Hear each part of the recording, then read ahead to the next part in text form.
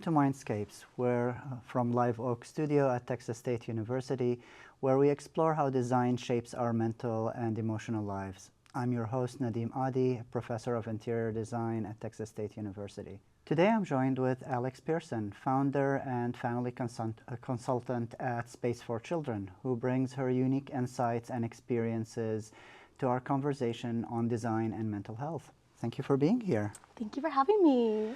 So, Alex, for our audience, tell us a bit about your background and how did you get to this spot? So Sure. I have a very non-traditional career route, as I think many of us do now. I have ADHD, so I continue to change my career and what things I want to do, which for a while I thought was an issue, but it's actually a great strength, right? All right, because if you explore several fields, you can combine disciplines together that wouldn't normally be combined. Yeah. So I actually got my master's degree in industrial organizational psychology. Oh, it's wow. such a mouthful, but what it means is it's the study of how to make work for people, right? Gotcha. So Yeah, instead yeah. of just management consulting, it's more about like the actual employee perspective. It's like the advocate for the employee in a company. Oh, okay. So as an IO psychologist, you might design jobs, you might design training programs, you might help with organizational initiatives for change, right? Maybe we're adapting to a new technology and we want everyone to use it. Fair enough. So yeah. I used to be the person that would do that for corporations.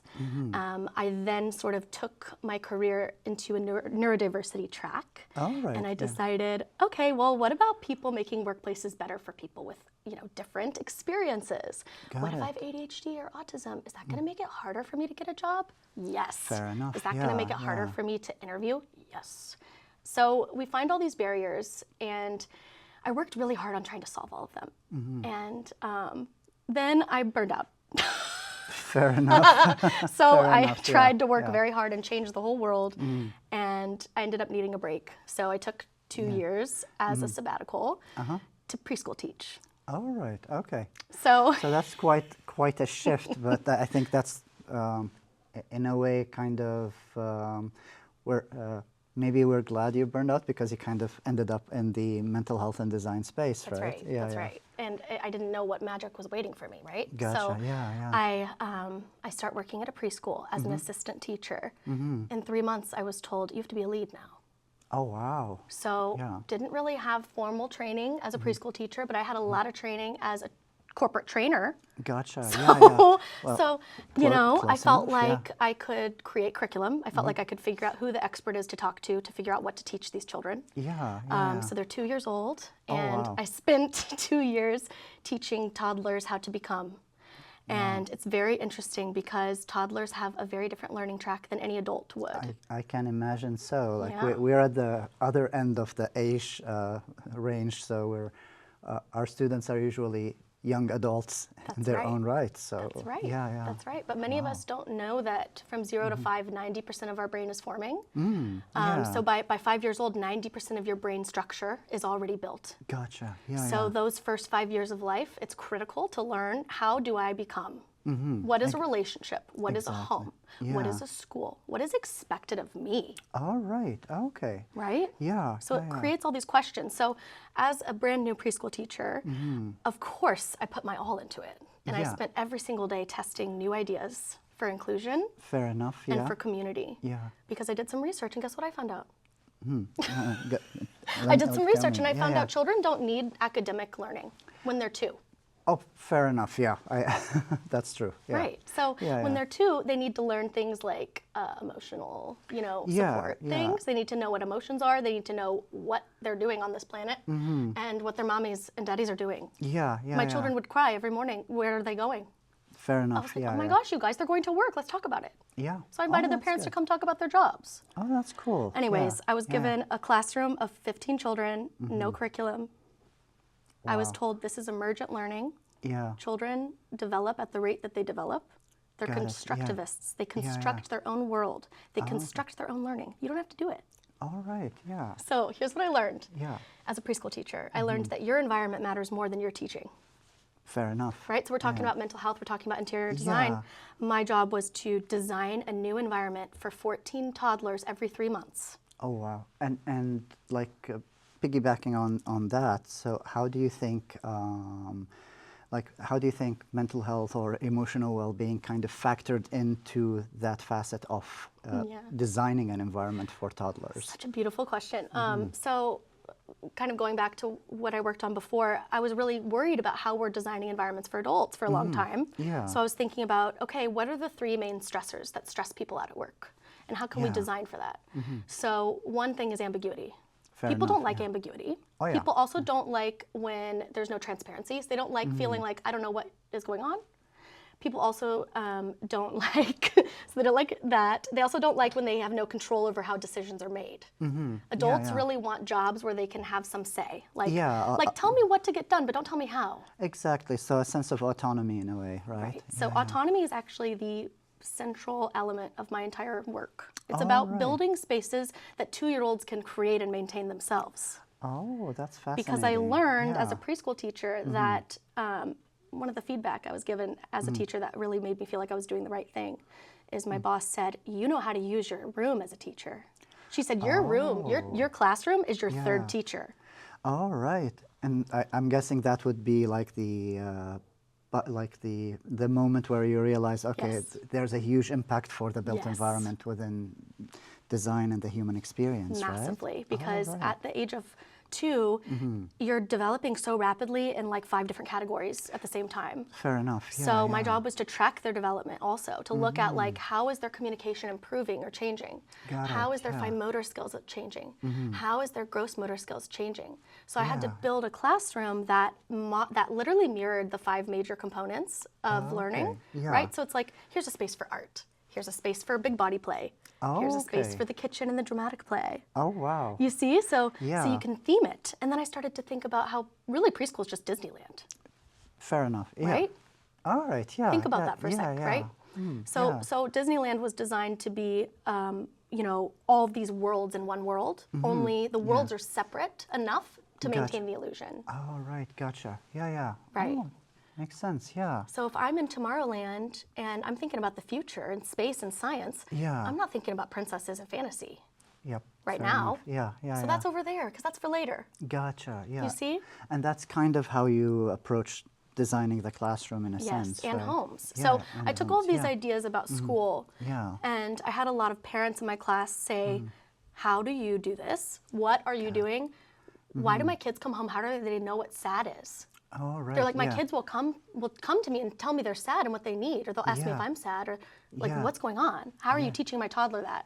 Yeah. So I, in my preschool classroom, I had one child who was really struggling, and I built a classroom around his needs, and I said, if he's struggling with naming emotions, we probably all are. Yeah.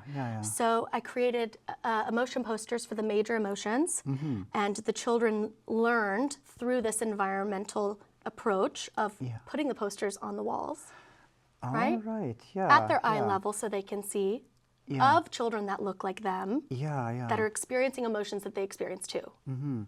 And I think this was kind of the aha moment. That was the aha moment. Because then the parents said, can I have a copy? All right, okay.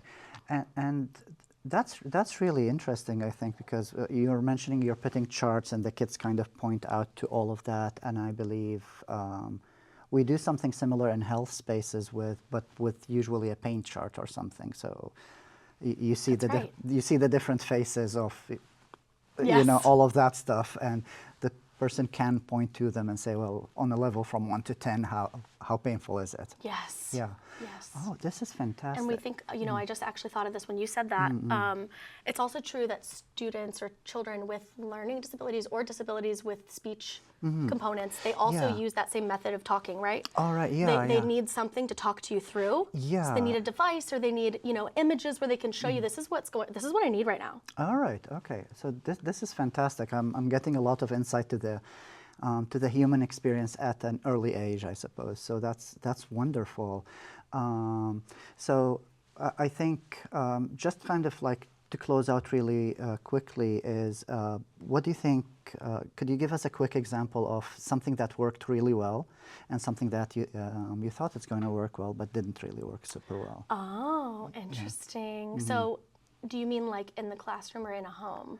I'm trying to think which perspective will be best. Let's go really quick because I think we've got about 30 seconds Okay. left or so. So sorry about That was a hard question. Yeah, sorry to rush you, but we could pick that up in the next segment if that works. Sure. If that works. You're watching Mindscapes. We'll be right back.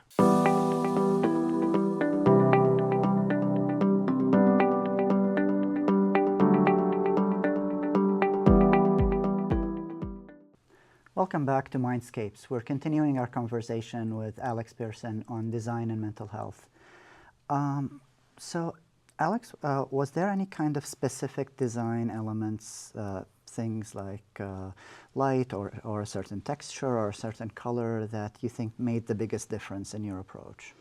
Yeah, so I think what makes the biggest difference is actually designing for the perspective of the child. A lot of the work I do in homes is creating this new way to look at the home through imagining what it's like to be, you know, 1.5 feet tall or whatever. Fair enough. Right? I have parents sit on the floor with me. I have them look around with me. I have them get to their child's level and what does it look like, right? What do we want it to look like? So there's even, I'll give an example, every family sets up an emotion corner with me, a feeling space. That's where the emotion posters go. And that's also where we pick out where is it going to be, what's going to be in it, and how is it going to support regulation. So we look at the home and we say, oh, there's a cute little cozy chair you're not really using. Can we move that into the bedroom? We move it into the bedroom. So I'm also trying to use things people already have. I don't want them buying new things. Fair enough. I want them to be creative with their stuff. And I love the idea that we're taking the size of the kid that we're designing for. I mean, it might not be apparent, but the chairs we're sitting at right now at the studio, they're pretty high. Any higher and I would be terrified of tipping over. Absolutely. And I can only imagine if a kid is trying to sit down on a chair, one of these chairs. That's right. That's right. They couldn't sit on that chair. That would be very inaccessible. So accessibility is everything. And so I think a lot about eye level items. So think about reach too. Like figure out how tall your kid is. How high can they reach? How low do they go? Got it. And does your space accommodate them? So a lot of this work has to do with, you know, eye level photos, eye level arranging, and less is more. Got it. Children, just like adults, want less options. So I would say that kind of combination of designing for the child's perspective, eye level art and eye level reach. If there's things that your kid could swallow or mess up or put places, put them up higher. Fair enough. No, I think at a certain age, all parents start shifting everything in their rooms up on the shelves at some point. So, in your opinion, what do you think we often overlook or get wrong when it comes to designing like a healthy space for kids? I think what we are what's happening is I think there's a lot of clutter. I think in current modern days, I think we have a lot of things. I don't know where I read this, but I read somewhere that we have around 300,000 things in our house. Oh my goodness. On average, if you were to go count everything in every drawer. Oh wow. Right? So how many things can you manage, right? If it's hard for you to manage, it's 10 times harder for your child. Oh wow. Right? So it's really about how many things are there. I'll give like a really clear tip, right? So if I have a bin of fake food for my fake grocery store, should I have 5 pieces of food or 100? All right. So a lot of parents, they put everything out all the time, and they have them maybe organized, but it's still too many options. You know?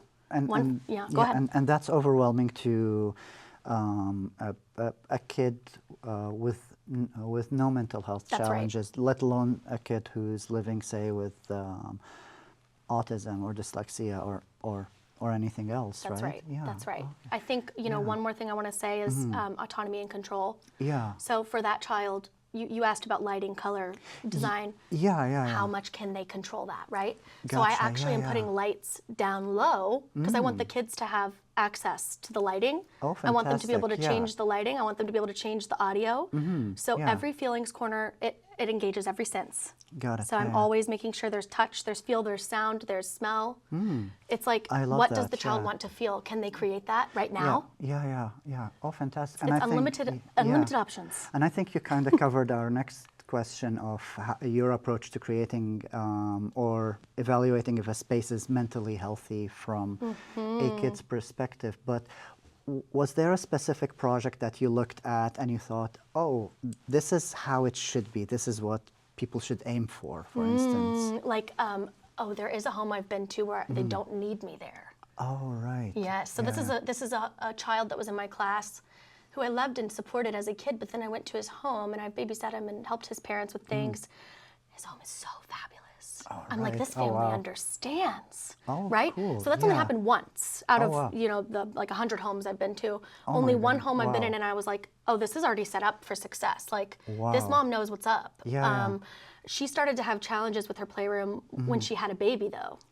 So it was the second child that started to create challenge for her around, okay, so I have a baby and a 4-year-old. They have very different interests and very different needs right now.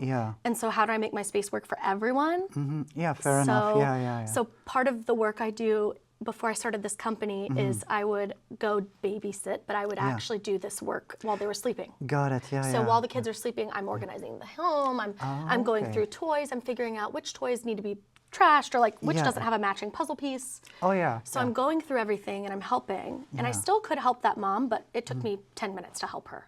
Oh, wow. Because she already had done she already had spaces designed for function. She already had very minimal. She already was rotating. She was doing everything. Wow. And I love you mentioned that that she started realizing that with the second kid. As an oldest son myself, I know like all of the experimentation happens on the first kid. That's right. And that's actually so consistent with my work is that each family that has more than one child, that's the challenge, that's the pain point is like I have to design 2 spaces because that's a baby and that's a 5-year-old. Exactly. They're not the same. So a lot of this work also has me rearranging. I'm rearranging all the time. Fair enough. So I take their space and I say that couch is splitting the space in half. We should put it over here to conjoin them. And so I create with what they have, right? So a lot of times I am creating an infant space separate from an older kid space, but the infant space still needs their Disneylands. Exactly. They just are smaller and they're more minimal, but they're still inside of that crib that they're crawling in. I can still create spaces for the baby. All right. Oh, that's cool. and I love the idea of you know, scale that fits. One of the things I suppose as designers, people assume, oh, you're going to walk in and say, well, here's a wish list of $50,000 or whatever. That's right. And that's one of the reasons why people look, they see, oh, here's a designer coming. Oh, no. Yeah, they're like, I don't want to hire, they're like, I don't want to spend all that money, right? And so that's also a pain point that families have, right? It's like, things are expensive. Exactly. Kids are very expensive. And a lot of families, to connect with their child, are buying them things. Right? Because they're thinking like, oh, I want to make my child happy. I want them to have what they want. I want them to have choices. But it's about when do we stop buying? That's true. And what do we buy? So this work also includes like a golden toy list. Like I have a list of toys from 0 to 10 that work forever. Like I've been doing this 15 years nannying, so I know every toy. Oh, you know? wow. I know the Gabby's Dollhouse, you guys. I know the Peppa Pigs. I know the Tonys. I know the Legos versus the Duplos versus the Magnetiles. Like I know every toy. So the parents also love that I don't throw anything away when I come over there. Cool. If it looks like trash, I'm going to try and find all the matching pieces and then ask you if I should throw it away. Okay, because all of us have held on to something. Okay. Oh, it's missing an. You know, it's if it's an action figure, it's missing an arm. No, I'm going to fix it. That's at right. One point. One day I'll fix it, and then they also a decade later. That's right, and it doesn't get fixed. Oh, that's fantastic. That's fantastic. But a lot of this work is about kind of going through everything and deciding what's the function of this toy, who's it for, and where does it go. All right. It's like there's a story for everything. And the way I get children to buy in is because I think of this like corporate work. That child is my client. Fair enough. I'm here for the kid. Right? You're not. I'm helping the parents, but I'm not here for the parents. Oh, that's fantastic. I'm here for the child. So I tell the child, I'm like, listen, you're going to get the coolest playroom ever. But it's your job to keep it beautiful. All right. It's your job to keep it working. Oh, I love that. You're giving them a sense of responsibility. That's right. So they have a sense of ownership over the space. That's right. So I teach the parents, I say, you are this child's boss. You're right. But guess what? That child still needs to grow and develop into a becoming human. And they still have to go to work one day. So how are they going to learn how to manage space and manage time and manage emotions? How? And that builds up builds them up as they go into adulthood, I suppose, That's and right. all that. Oh wow. And they have a whole repertoire of skills, and they're ready to Yeah. go to corporate life because they grew up with a system Yeah. that they got to learn how to manage and create. Oh, fantastic. Right? Yeah, So yeah. part of this is also figuring out what's that child love. Yeah. Oh, Every that's- home is different. Oh, that's so cool. You know, for Yeah, one yeah. kid, I built her a Target. Yeah. She loves Target so much, I made Yeah. her a Target. Oh, fantastic. Another kid, Fantastic. he yeah, loves yeah. planes so much, we're making Yeah. him an airport. Oh, that's fantastic. So it's like, yeah. especially for those kids that are neurodivergent, You have to you have to work differently Yeah, because got it, because some kids who are autistic, Yeah. like for example, they may have an obsession. Got Like it. they may not care about most topics, but they just want to talk to you about planes. Got it. Planes and planes. Let's keep going with the next segment. Okay. So this is Mindscapes from Live Oak Studios at Texas State University. Stay with us. We'll be right back.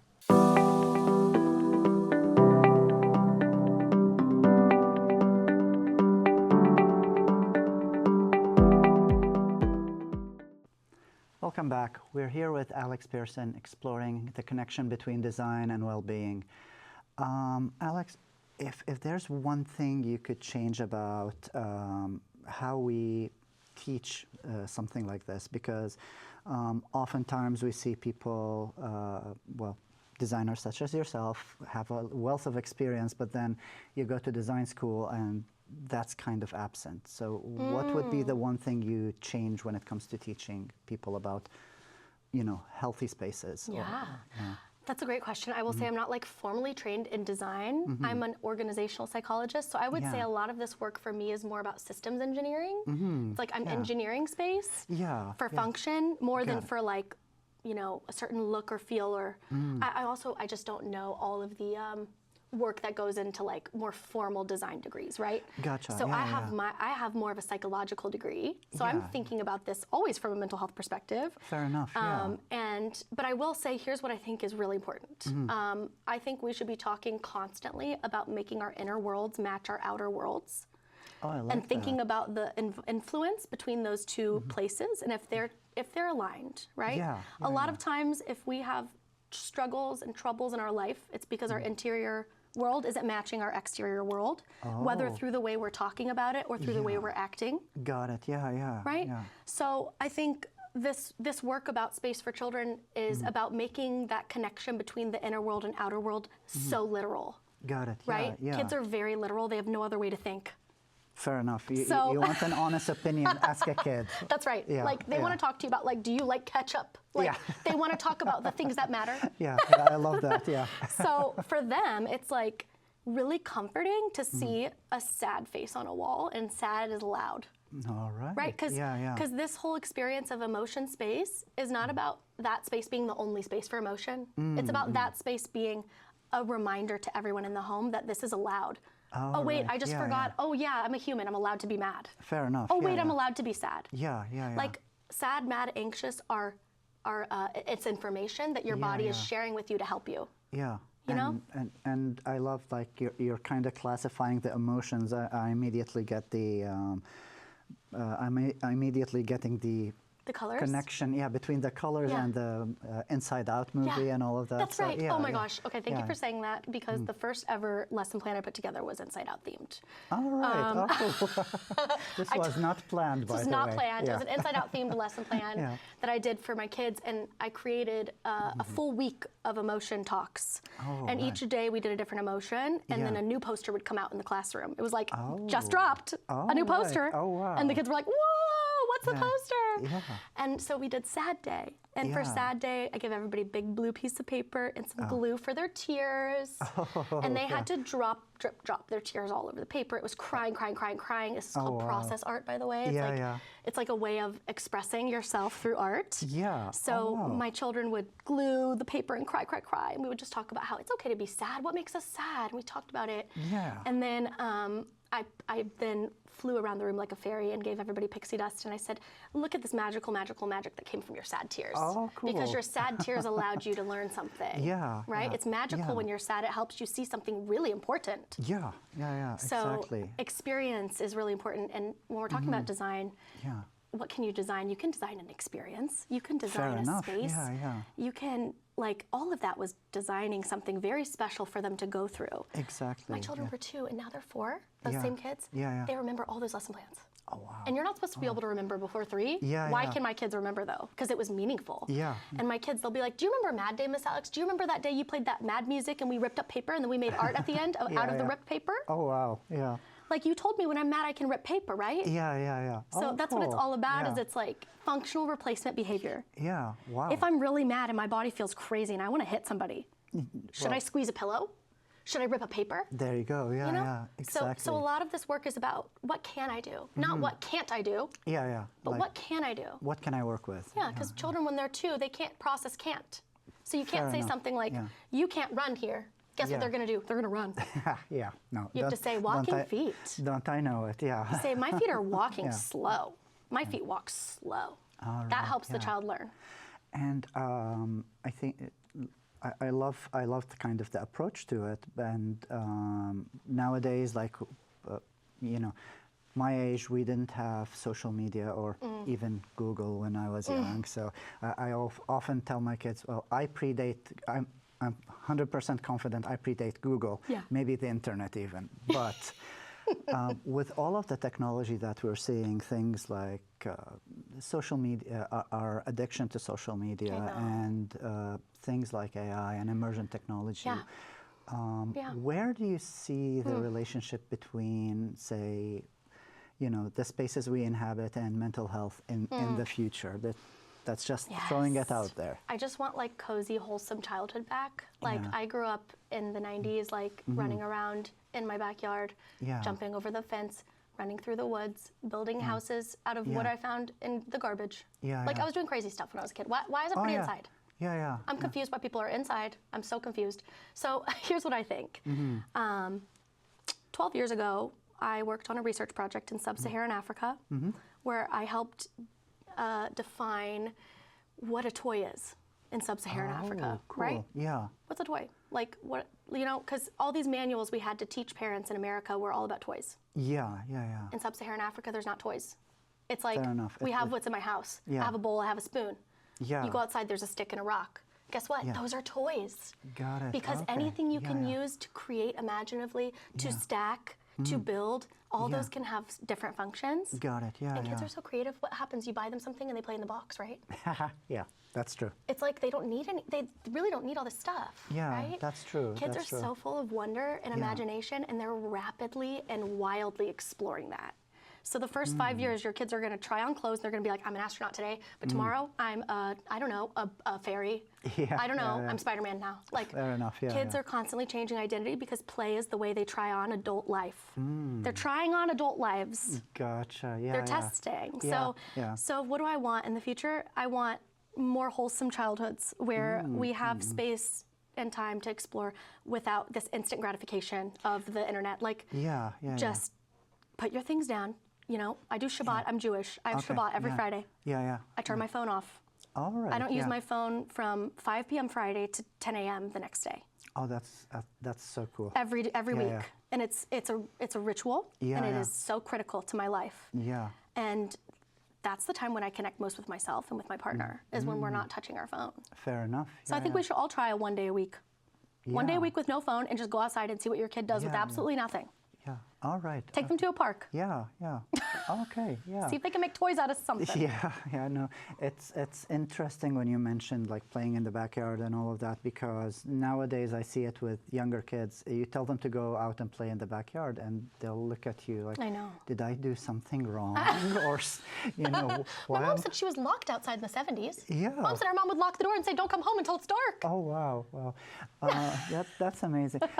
So for anyone watching, like for everyone watching us today, like what would be like a quick tip or trick that you give them to, okay, here's, maybe you can't do all of the things we talked about. Oh, yeah. But Okay, what like would be one way the one thing that they get to do?